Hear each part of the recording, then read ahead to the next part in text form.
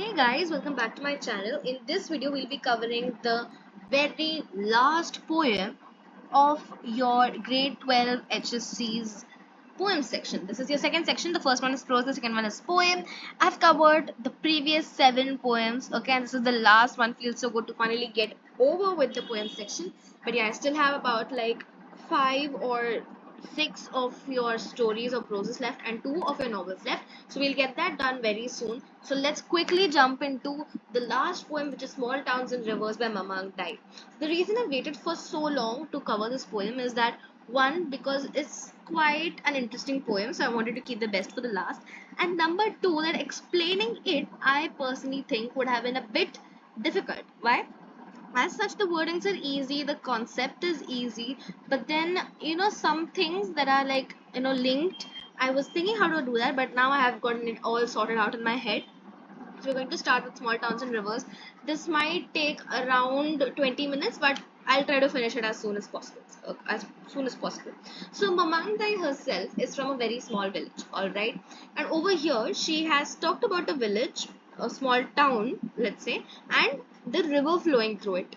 Now she says that small towns are very happy memories for her, but there's always you know a negative thing that she uh, links with these small towns, and that is death.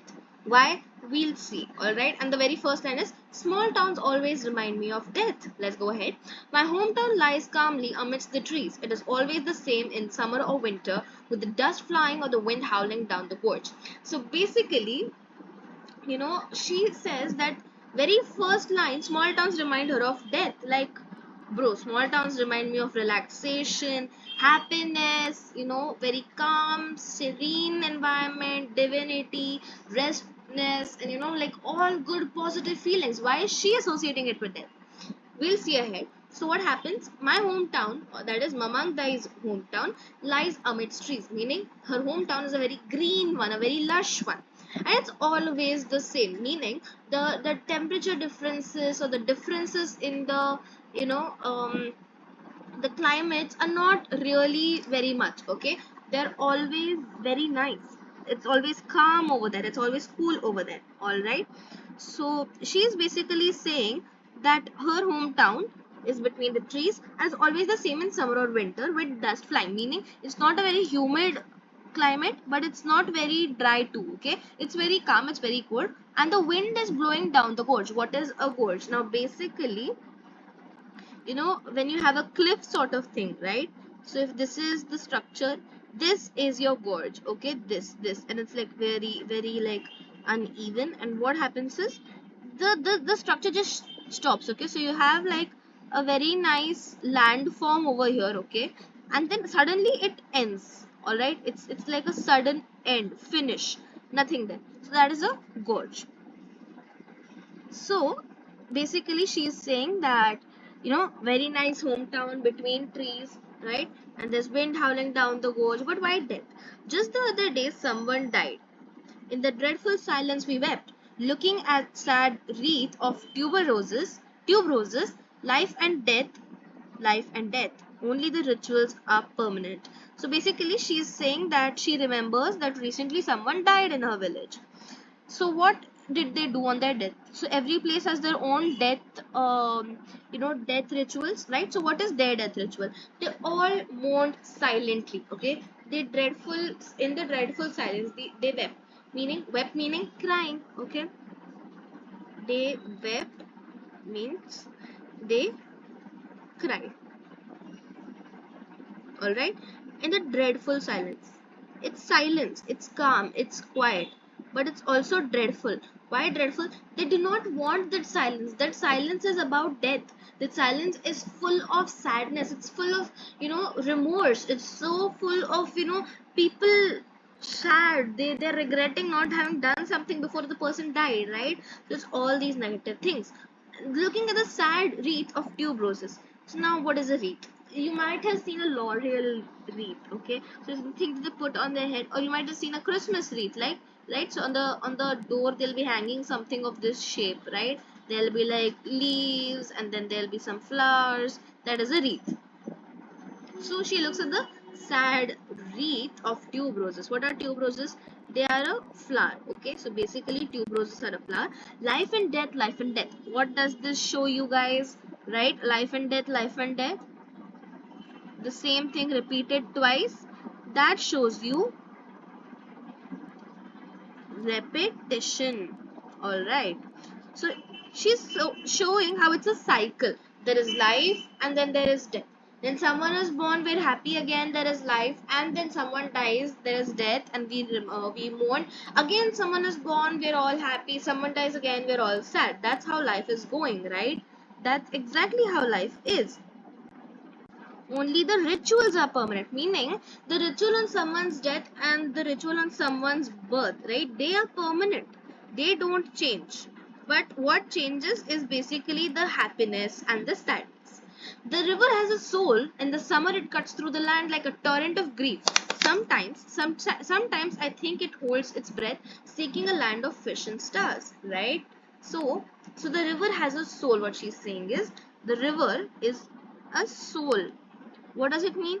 The river has life. Having a soul means life. Now, a body without a soul is just a dead body. You don't have any meaning to it. It can't move. It's inanimate. It can't feel. It can't talk. It can't make others feel.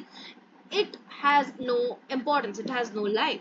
But the second you say the body has a soul, it gives the body a life. That body is alive. That body is feeling. The body is connected to multiple people. So that way she is saying that the river has a soul or a life. That means the river also has its own thinking. The river has its own life.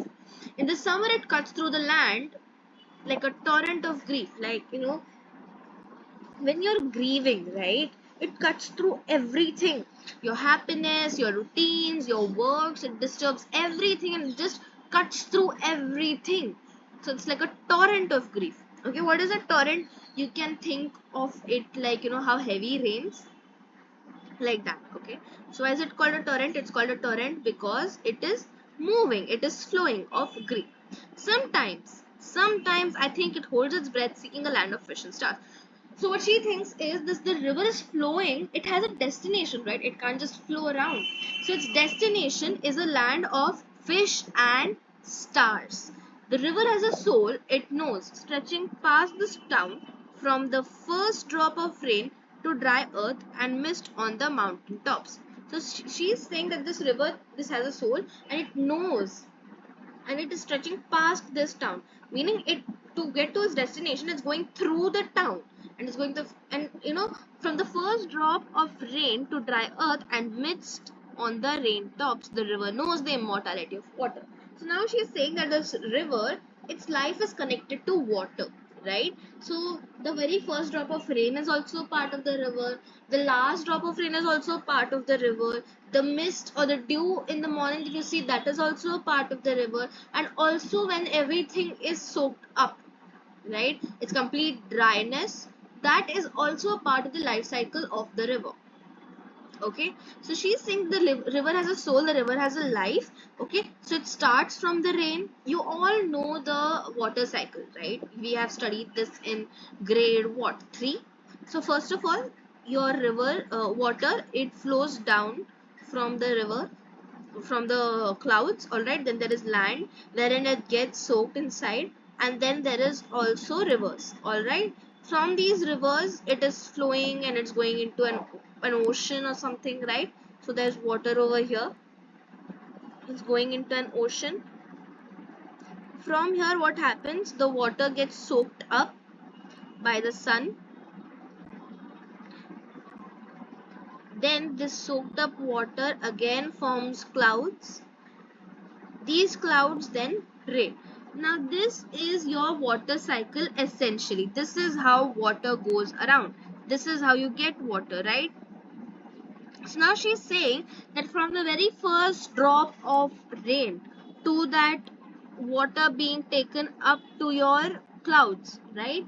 Then the water flowing as rivers. This is all a part of the life cycle of the soul of the river. And the mist on the mountain tops is also somewhere over there. So this river is very well aware of the immortality of water.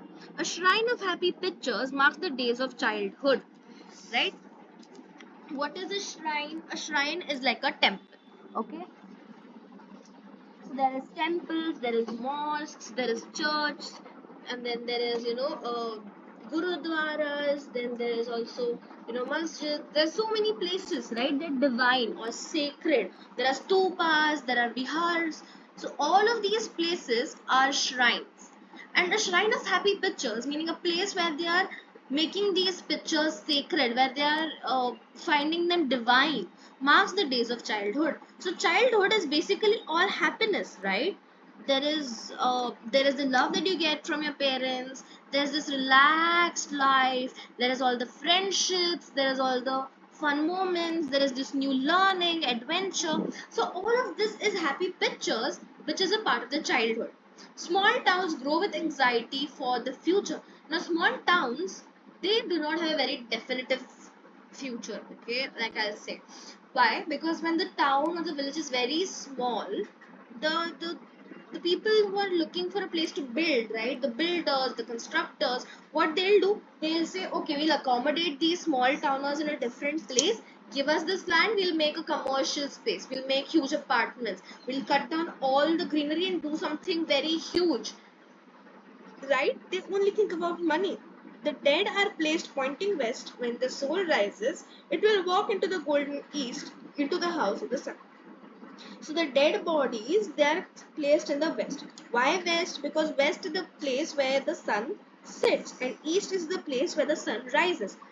Now because they're dying, their life is setting, you place them where the sun sets. And the next day when the sun is rising, their bodies will rise to the heavens with this sun. Correct? That's what they're thinking. In the cool bamboo restored in sunlight, life matters like this. Now she is saying that when there is like all this greenery in this nature, life is a very important thing like this. Now you might think that you value life, you value all the people around you, you value everything that is going on. But let me tell you one thing, all right? When you're living right in cities and all these places, you are not really valuing life. And let me tell you this from personal experiences, all right? Because when you see your villages or small towns, those people value life actually. Those people are like, okay, you know they are sad when someone dies, literally. They are happy when there is a new person born. The life is really close knit. In cities it's not very possible. Okay, you barely know your neighbors. You can so not uh, you know socialize and communicate with others as much as you can in villages. You are not at all well knit. Okay, someone dies next house, you are not affected by it. But trust me that when someone dies in a village, right, the entire village is affected. Everybody knows everybody, they're all affected, they're all sad, they're mourning the person's loss. So in small villages, that matters a lot more. Life matters a lot more than it does in cities. So that's what she's saying, that in small villages where you can feel the cool breeze of the bamboo and everything, life actually matters a lot. Life matters a lot in the sense there is a lot of connectivity and people are sad or happy at any good or bad thing happening. In small towns by the rivers, we all want to walk with the gods. What does she mean? Does she mean they all want to go to heaven? In a way, there's another meaning to it. By walking with the gods, you don't just mean you are dying and going to heaven. Walking with the gods also means that you are progressing, you're becoming a better person, you're getting all the positivity, right? You are becoming a better person, you're keeping the place nice, you're valuing all the resources, right? So that's what she calls walking with the gods. So now there's a give reason over here. Why are the dead place pointed to the west? It's given over here that when the soul rises, it will walk into the golden east. What it also means is that when the person dies, their life is set like the sun. So they're placed where the setting sun is. The next time when the sun rises, their body will rise along with it to the heavens. Alright, now there's going to be many personal response based questions in this, okay, because all you have to do is show how the positivity of life is. So that's what we'll be doing, okay. And yeah, that's essentially it for the video. Don't forget to like, share, subscribe. I told you it's a 20-minute video, but we got through it in 15 minutes. So we understood why the poet thinks of death when she thinks of a small town, what she means by the fact that the river has a soul, right? The water cycle, every part of it is a part of the river's life, right? So all these different things, okay, and you find a question that's bothering you about this chapter, you cannot answer, put it down in the comments, or any chapter or poem, doesn't really matter, put it down in the comments and I'll be answering it for you all. I have posted all the appreciations in the short section, okay, you can go check them out as well. So that's it for the video. Don't forget to like, share, subscribe, comment down below if you have any queries or suggestions, and thanks for watching.